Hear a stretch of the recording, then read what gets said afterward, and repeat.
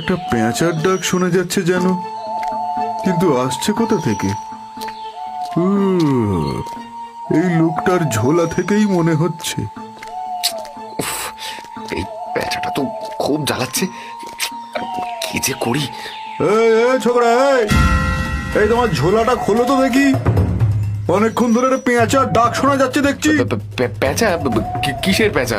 কই না তো, আমার কাছে কোনো প্যাঁচা নেই। নেই কি আছে, সেটা তো ঝোলাটা খুললেই বোঝা যাবে বাবা। খোলো খোলো দেখি।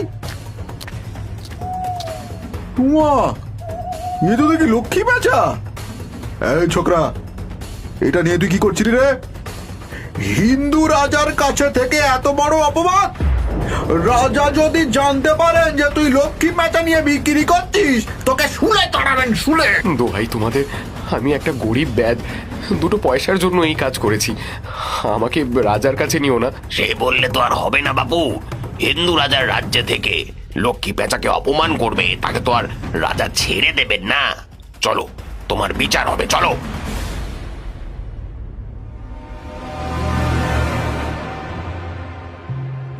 বজ্জাতটা প্রথমে অস্বীকার করছিল মহারাজ, তারপর ঝোলাটা খুলতেই ভারী জুড়ি বেরিয়ে গেল।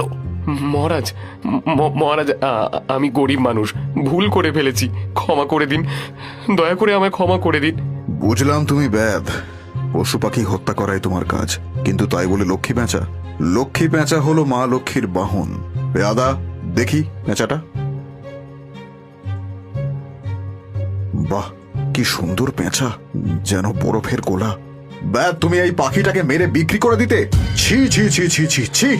মহারাজ, মহারাজ, ক্ষমা, আমাকে আমাকে ক্ষমা করে দিন। আমি আর কখনো এরকম করবো না, কখনো না, দয়া করুন আমায়।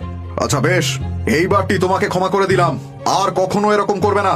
পেয়াদা, আমাদের হাতিশালায় নতুন লোক দরকার বলেছিলে না, ওকে ওইখানে নিযুক্ত করে দাও। মহারাজ, আপনি তো জানেন আমার পশু পাখির বড্ড শখ। এটাকে আমি নিজের কাছে রাখতে চাই। আচ্ছা বেশ, তো রাখো না। লক্ষ্মী পেঁচা প্রাসাদে থাকা অত্যন্ত শুভ। পেঁচাটার পায়ের কাছে এটা কি চকচক করছে না? দেখি তো এটা কি। মন্ত্রী অবাক হয়ে দেখল পেঁচাটার পায়ে বাঁধা রয়েছে